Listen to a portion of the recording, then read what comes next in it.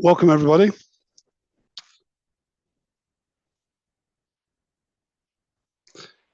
For those who don't know me, my name is David Fortner. I'm the Master Mariner and I'm ABL's Director of Ports and Harbours. Our briefing this morning is accredited by the Chartered Insurance Institute, and delegates can claim up to 1 CPD hour for your participation. We will therefore keep a record of those of you in the room today and those of you logging online. If you haven't done so already, please make sure you sign in with the team on the desk at the outside after the briefing in order to be able to receive your follow-up email and CPD certification. Just a quick reminder today as well, we will be ending the webinar portion of the briefing after the technical presentation, and the marine casualty cases reports moving forward will only be presented in person. Of course, we're pleased to discuss with anyone who would like more information on them post debrief, and we look at how we can make that data available to you. So please see me afterwards. I'm delighted to introduce our technical presenters today. Tom Chicheko, who is ABL's Principal Consultant for Marine Risk.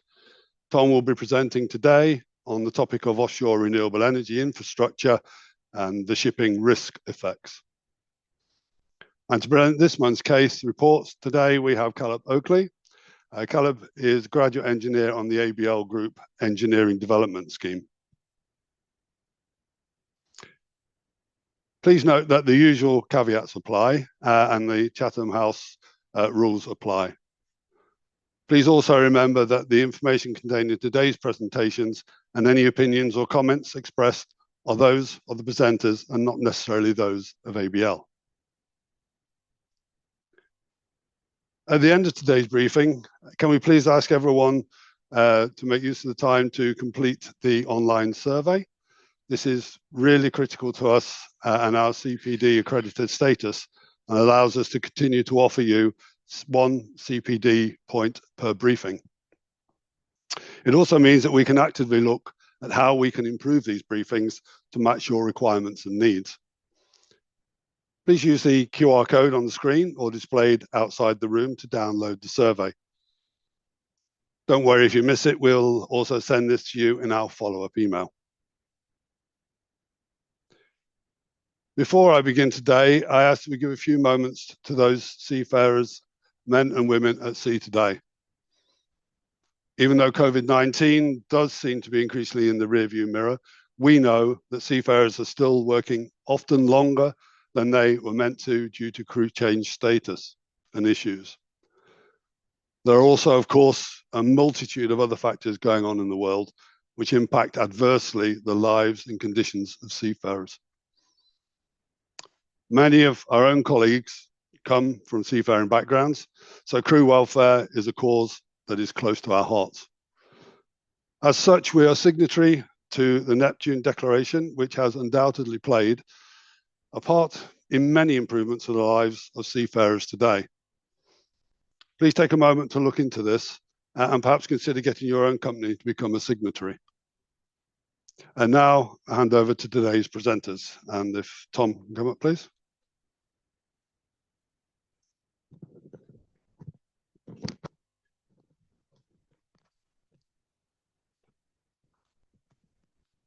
Okay, good morning. Thank you very much, David, and thanks to those in attendance today. This morning, we're going to be talking about offshore renewable energy and the shipping risk effects, with a particular focus on offshore wind, as offshore wind is about over 90% of the offshore renewable energy that we're seeing being developed worldwide. We are going to be addressing the learning objectives as promised. We'll be providing an understanding of the major trends in offshore wind development, providing an insight into the main components of a wind farm, because that's important to be able to understand the risk effects, allowing you to describe the impacts of offshore wind from the perspective of shipping risks, and finishing off with an assessment of the actions that are currently being taken to mitigate risk in the interface between shipping and offshore wind, and also making some suggestions about further actions that might be worthwhile taking. So the strategy that we're going to apply this morning is going to be to descend on the subject from a great height, pretty much. We're going to start with some high-level conceptual talk about risk and uncertainty, We're then going to come down a level to talk about the big picture of what's happening in offshore wind, down another notch to talk about the main components of wind farm before getting to the real substance of the talk today, which is the shipping risk effects of offshore wind.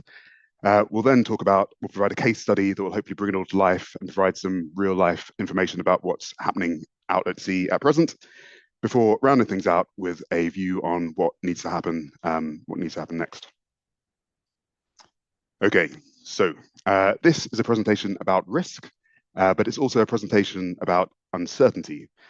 And those two are distinct but related concepts. Risk is commonly described as being the type of chance event that's associated with, say, gambling with a fair die, where you understand what the underlying probability distribution that you're working with is. Uncertainty could be described as gambling with a weighted die, where you're not sure about a weighted die where you're not sure about what the weighting of that die is, and therefore you're not sure what the underlying probability distribution is. So it's a different type of chance event. And of course, mariners and people involved with marine industries have long been aware of risk and also of uncertainty. And in the days of yore, you could indicate, or the ancient cartographers would indicate uncertainty with use of images like this chap here. Here be dragons. And what this is intended to signify is, first of all, uncertainty. Second of all, nothing good. And third of all, if you're the correct kind of jib cut, perhaps it's a bit of a challenge to go and explore and find an answer to the area that's where you've got your dragon. So the central thesis that I'm going to try and convince you of today is that the development of offshore wind is something similar to this, in the sense that offshore wind farms entail uncertainty. They entail probably nothing good for shipping. But if we approach them right, there'll be an opportunity to, or then an invitation to go and explore and to try and find the answer to the challenges that are being presented. Okay. So to start off with the big picture, this is a chart that's slightly dated, a couple of years out of date, but it gives an indication of the growth trajectory that we're talking about when we talk about offshore wind. And as the chart says, it is an explosive one. Between the period of 2021 to 2035, at the time when this was produced, we were expecting to have a tenfold increase in the amount of offshore wind that's going to be installed worldwide. So that is obviously a staggering change in a very short period of time. There are a number of reasons why this change is occurring. One is the policy environment is becoming more conducive. Lots of countries are signing up to trying to meet their obligations to achieve net zero. And that is all making it, or incentivizing the development of more offshore wind. Clearly, a very important one from the commercial perspective is that the cost of developing this offshore wind has been reducing substantially. So as an investment, it's now competitive with other forms of energy generation. And that is also incentivizing this development. Finally, and importantly, we've also got the manufacturing capacity is being installed to an increasing extent. So as we're ramping up the capacity to build this infrastructure, we're able to support a faster and faster expansion in the developments worldwide. So point one, this is happening, it's happening fast. There's a lot of it happening worldwide. Point two is that while it is a worldwide phenomenon, it is geographically concentrated in a few key areas. So you can see there that the primary area where we're seeing a lot of this offshore wind development is in the China region. UK is putting in a credible performance. That's the green bar. So we're a world leader in this industry and are projected to continue to be one for the forthcoming years. America will catch up with us shortly as we approach the middle of the century. The yellow bar is Germany. The purple one is Taiwan. And then the pink one, rest of the world, that largely includes countries which are in Europe and in East Asia. So while this is a phenomenon that's happening in a few places, we can see that most of the development is happening in a few specific places, namely European waters and the East Asian waters. This, it turns out, is important because while a chart indicates the broad general theme, what we're really interested in as people who are involved in shipping is the concrete reality. And the concrete reality is illustrated to some extent by this indicative, I stress indicative chart to the left of your screen.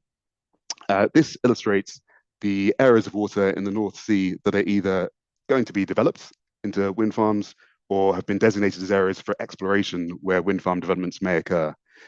As I say, this is an indicative chart. Not all of these shaded areas will necessarily become wind farms in the end, but it gives you a sense of the scale that we're talking about here. Just to dramatize it a little bit, the yellow area at the sort of bottom center of the image, that's the Dogger Bank wind farm development, and that occupies an area that's approximately the same size as the whole of Greater London.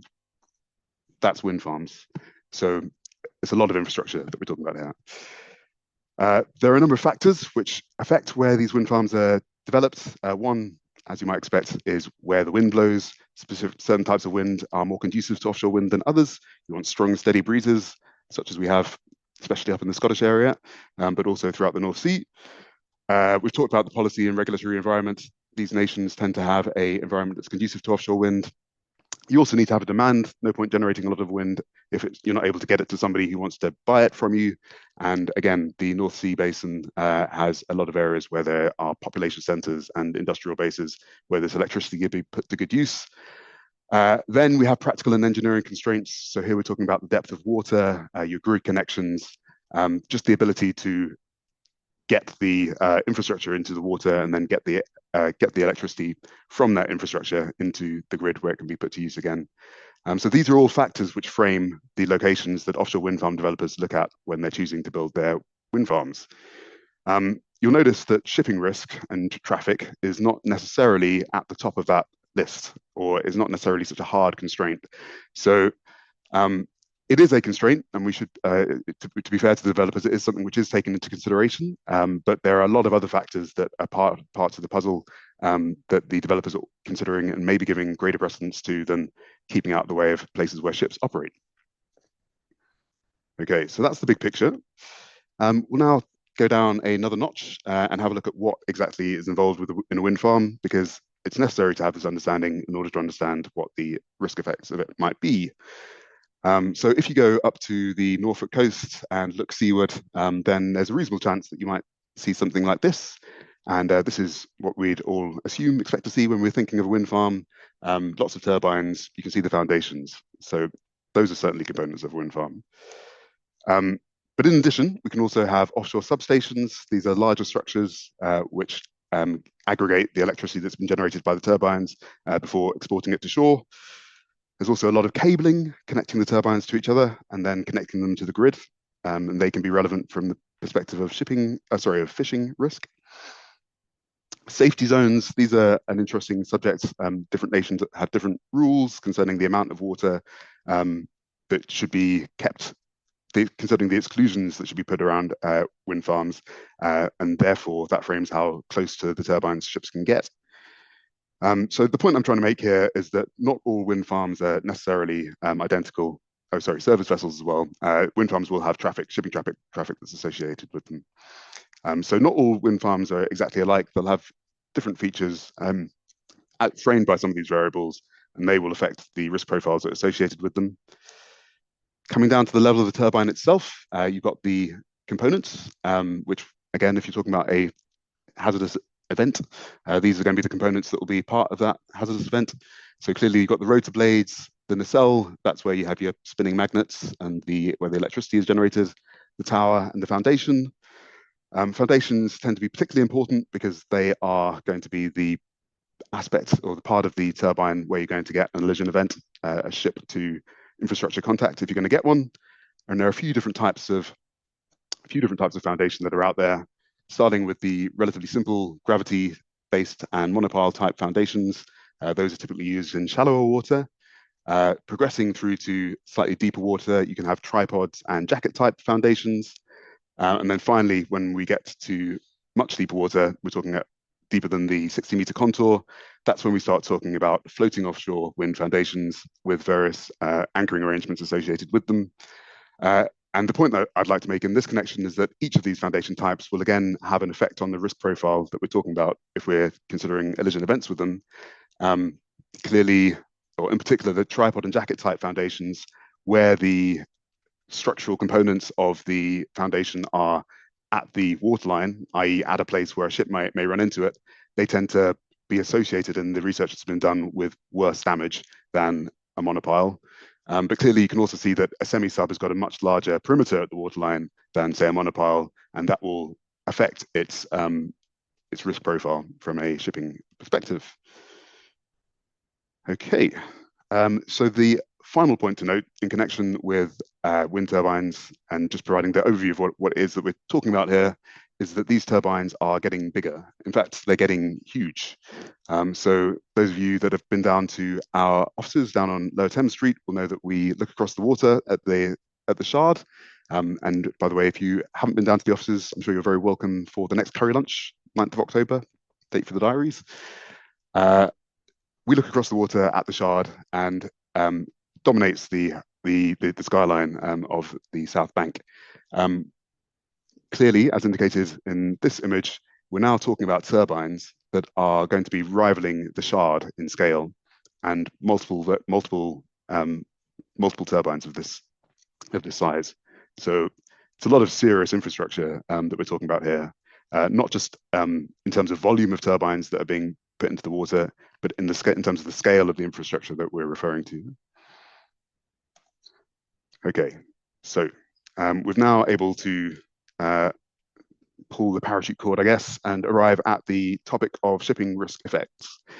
So the image on the left is a depiction of the shipping the shipping traffic density within Northern European waters. The image on the right is, again, I stress, an indicative representation of some of the areas that are being considered for wind farm development. If you eyeball those, compare them, you'll see that there is a fairly substantial overlap where we're developing wind farms in areas where we have large volumes of ships at present. And therefore, there will be an effect that will result from that interface. What kind of effect? We're talking about changes in vessel routing. So different nations, as I said, have different rules regarding how ships are able to pass through and around wind farms. But generally speaking, your prudent mariner is not going to want to drive their oil tanker through a wind farm generally most of the time. We're talking about new traffic flows. So we understand that the operation and maintenance of these wind turbines is going to require some traffic that's associated with it.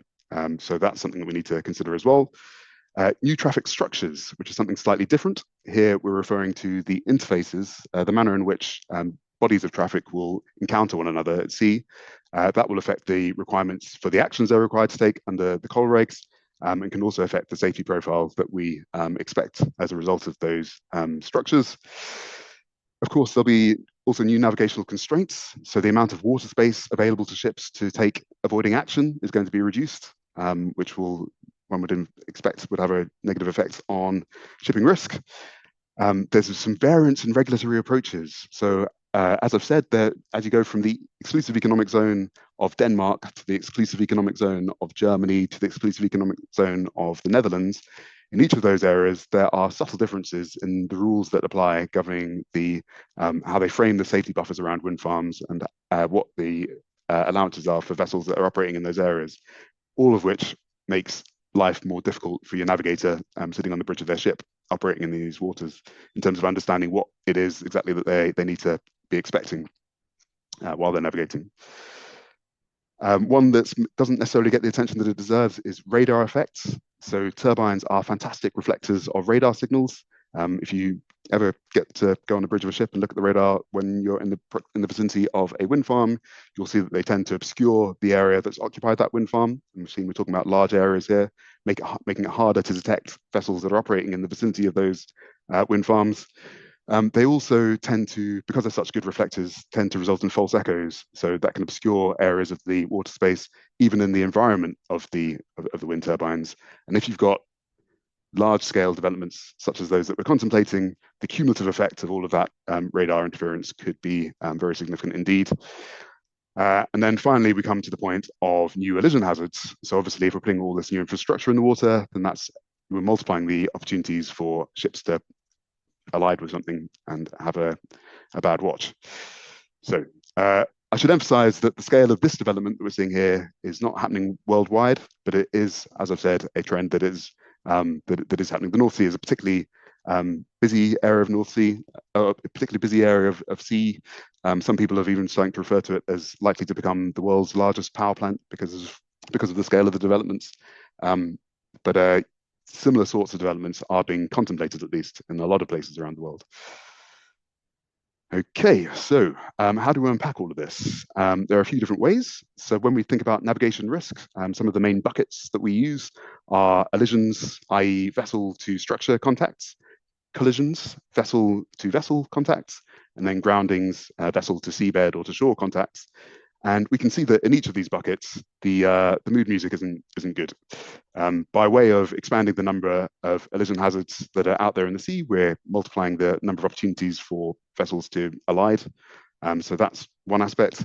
By reducing the amount of sea room that's available to ships to maneuver and indeed to keep clear of other navigational hazards, we're increasing the likelihood of both collisions and groundings. So that's suboptimal. Another way that we can think about risk is according with the traditional formulation of likelihood times consequences. And here there's some more crunchy work that we can do. So these images are from some of the work that we've been doing over at ABL. The one on the left is a fairly standard heat map, again indicating the vessel traffic within the German Bight area of the North Sea. The image of the right, the kind of Jackson Pollock type image, is a representation of the automatic identification system data of vessels that are operating in that left-hand image. So this AIS data is very useful to us because it contains not just the vectors that you see there, but also lots of information about the characteristics of the ships that are operating. And we can use computer simulation to scoop up this data, process it into models, and then use those models to try to understand the risk effects of various shipping arrangements within the waters that we're studying. And that's sort of our bread and butter stuff. This will give us a handle on the likelihood of the changes in shipping risk that are going to be associated with, the likelihood of the collision and elision events that are likely to be associated with the changes in the seascape that we're contemplating here.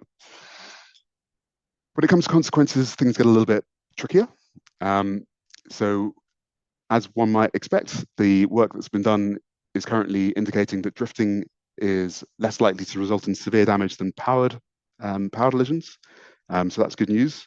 We also know we infer from our work that we've done so far that drifting elision events are probably going to be the events that we're expecting to see most frequently in the future as a result of these developments. But beyond that, sorry, we've got a computer alert. Beyond that, things get a little bit more fuzzy. And that is illustrated by the image on the right of the screen, which shows some of the variables that would be involved in an elision event. You've got your nominal vessel structure, you've got your turbine, you've got the soil conditions, you've got the wind turbine foundations, you've got the wind turbine size, you've got the environmental forcing factors. These are all dynamic. You've got the angle of incidence that the encounter occurs at. So all of these variables will affect the consequences of any elision events that occur. And as such, it's quite difficult to make a principled assessment of the likely consequences of any of these of any elision events that we find. So this is, I think, exemplified in a fantastic deadpan line from a recent German navigation risk assessment report that I read.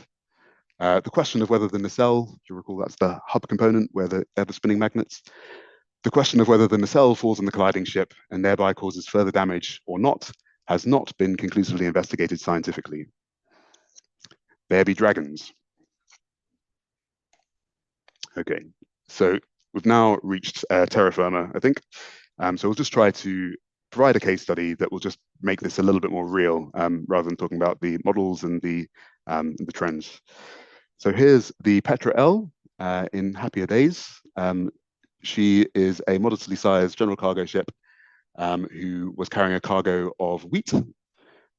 She was en route from Poland to Belgium when she, through the Terschelling Bight in Terschelling Bight TSS, when she came off course and collided with one of the wind turbines in the Gode Wind 1 wind farm off Germany. So there were no injuries. The wind turbine was not too badly affected, but the same cannot be said for the Petra L. The starboard side of the ship was badly affected. and there's a 5 meter by 3 meter gash in the vessel. Unfortunately, she was able to proceed to safety, and as I say, nobody was injured, which is the main thing. But this is an example of the type of incident that we might potentially be seeing in the future, albeit this was a powered event, and as I've said, we anticipate there being more unpowered events than powered events. So what do we make of this? Well, the full report by the German Maritime Accident Investigation Branch is yet to be released, but the initial comments that it makes indicate that safe manning may be a problem. So this is a perennial issue that we find within the maritime space, that we just haven't got enough people to do cargo work and also to maintain a safe watch. Interestingly, it also pointed to the role of the vessel traffic services and the monitoring, the adequacy of the shoreside monitoring of the situation by the wind farm provider as well.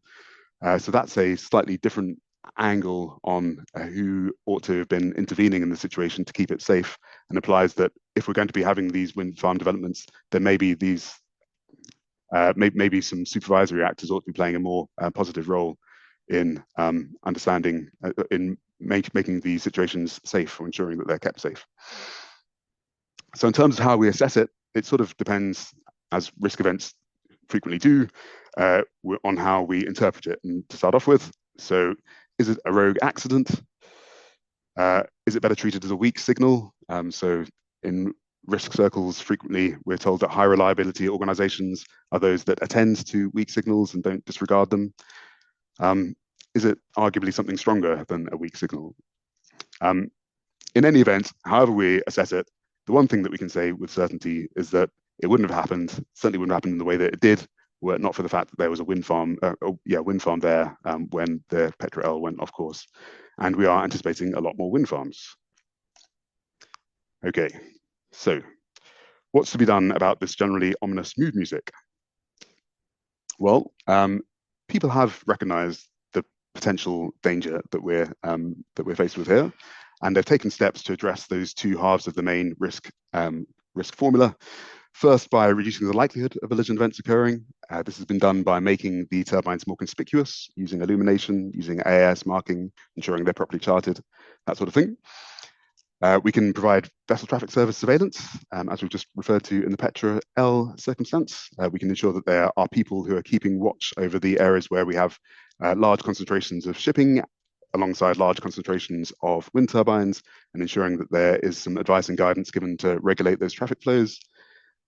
In the event that VTS surveillance is not available, perhaps because we're further away from shore, we can provide guard vessels to indicate that there's a construction site, or to otherwise alert mariners to the danger that they may otherwise be running into. And my favorite, we can seek to provide as much space and safety zones that separate the wind turbines from the shipping as practicable. We can also seek to mitigate the consequences. So this can entail collision-friendly turbine design or foundations, although I'm not sure if I've ever seen a particularly friendly collision, but that's the terminology that's been used. Increased provision of emergency towage. So there are a number of European states who have emergency towage that's provided by the state that can intervene in the event that you've got a drifting vessel in the vicinity of a wind farm development to seek to remove the vessel from that dangerous situation. They could also intervene after the event to ensure that the consequences of any incident are contained so far as practical.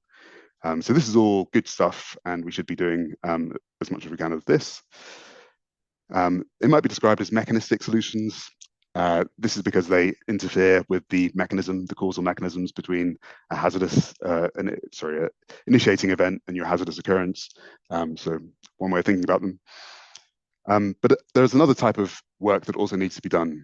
We also need to attend to and better understand what exactly is going on here, both in terms of the development of the larger scale developments across the system, the effects that they're going to have on the interface between shipping traffic and wind turbines, and understanding the cumulative system level effects, as well as the per wind farm level effects, which are typically the focus of environmental impact assessments.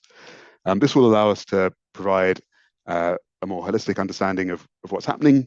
It will allow us to more accurately assess the trade-offs and cost benefits that are involved in taming the risks that we're addressing here, and it will allow us to meet the problems at the level that's most pertinent to them. So any given wind farm may never be sufficient justification for an emergency towage response. I mean, potentially it could, but it might be harder to make that case.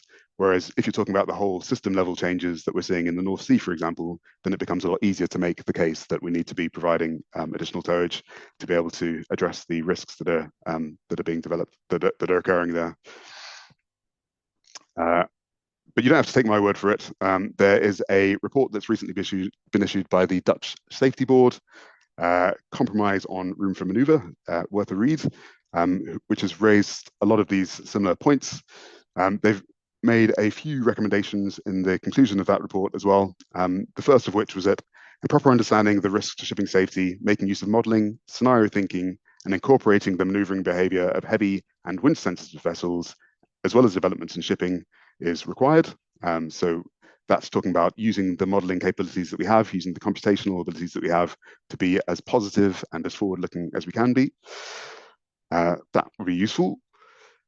We need to have a proper understanding of the effects of management measures. So while we have some understanding of the benefits that VTS can provide, at the minute it leans substantially on expert judgment, and it would be useful to iterate and to improve our understanding of how those measures will mitigate risk. And finally, they've given a recommendation that there ought to be a safety goal that is realistic and that can be tested too. And I find that one particularly interesting because what they're driving at there is that the current safety goal for Dutch waters is that we should be developing these wind farms while simultaneously ensuring that there is no increase in risk. The point that I think the Dutch Safety Board are making here is that that's not a plausible outcome, and that therefore it would be more prudent to come up with what's an acceptable level of risk, and then we'd be able to quantitatively address that. Okay, so to summarize, we've got 5 key takeaways. The first one is that profound change is coming to the world's oceans, some more than others, but it is coming, generally speaking. The second is that the impacts of the development from the perspective of shipping risk, while uncertain, is maybe not positive. The mood music isn't great. The third is that I feel the weak signals that we have already found within our experience of ships and wind turbines coexisting, we need to pay attention to those and ensure that we're alert to the consequences and the implications of those signals for our planning. But we should also be positive. So as well as looking at what's happened and trying to draw the lessons from those, I think we can, it doesn't take you don't need to be super sophisticated to infer that co-locating lots of wind turbines with lots of shipping may be something that we need to try to get the best understanding that we can of. And finally, I'd just like to underscore the point that this is not just a problem that can be solved mechanistically in terms of intervening in the causal chain of events. It's important that we coordinate, that we share knowledge, and that we develop these models in a joined up manner so that there are international standards and internationally recognized best practices for how we address the risk of offshore renewable energy infrastructure. That concludes my presentation. Are there any questions?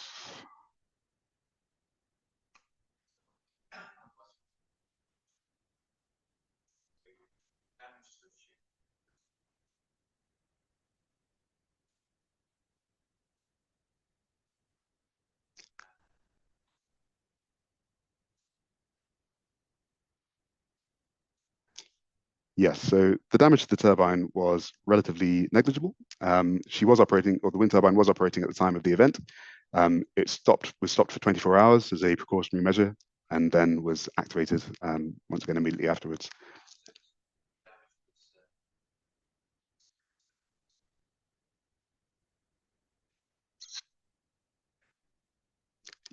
From what I've read in the report, this was the damage was largely, as you see, superficial, and the function of the turbine was restored within 24 hours.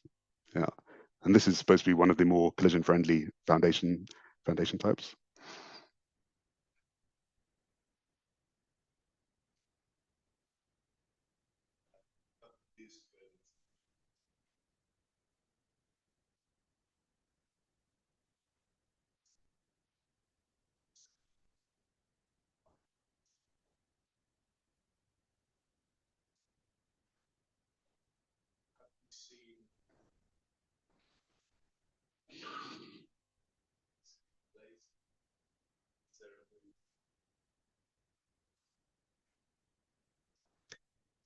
Yeah, it's certainly something.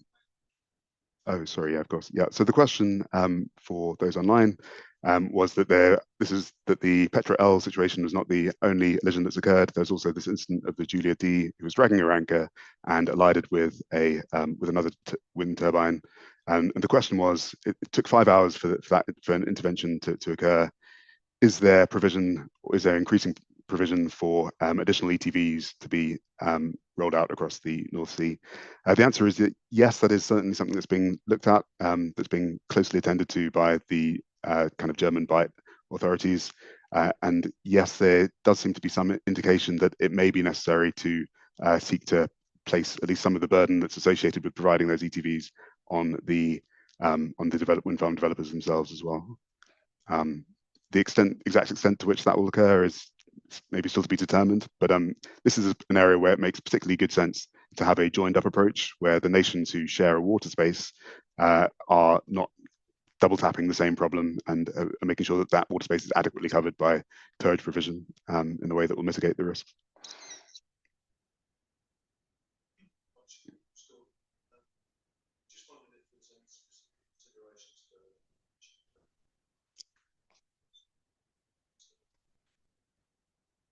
Okay, so the question is, have there been any specific consideration of the fishing fleet in terms of the strategy and the plan?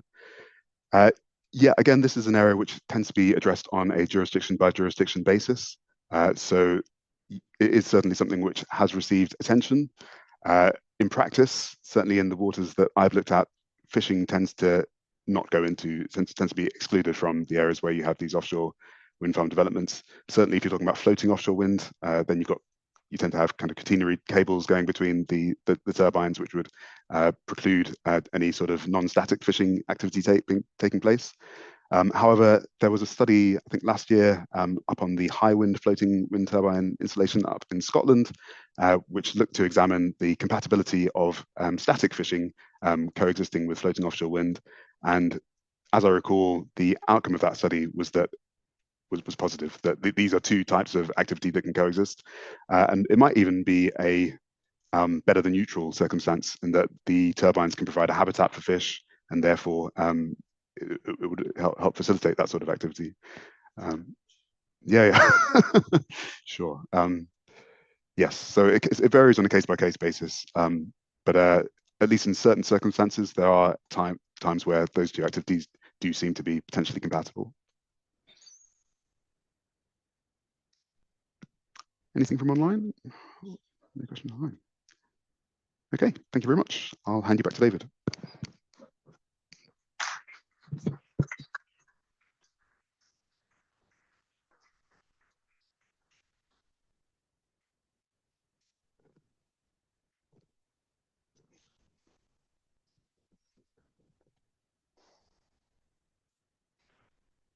Okay, so just a final recap of the learning objectives for today. You'll gain an understanding of major trends in offshore wind development. You'll gain insights into the essential components of an offshore wind farm. You'll be able to describe the impacts of offshore wind farms from the perspective of shipping risks. And you'll be able to describe the actions taken to mitigate the emerging risks. So this concludes this month's ABL Maritime Market Briefing for those of you who joined online. There won't be a market briefing in August, so our next market briefing will be held online and in person on the 12th of September on the topic of cybersecurity in maritime, the risks and safeguards. Thank you for joining, and we hope to see you again soon.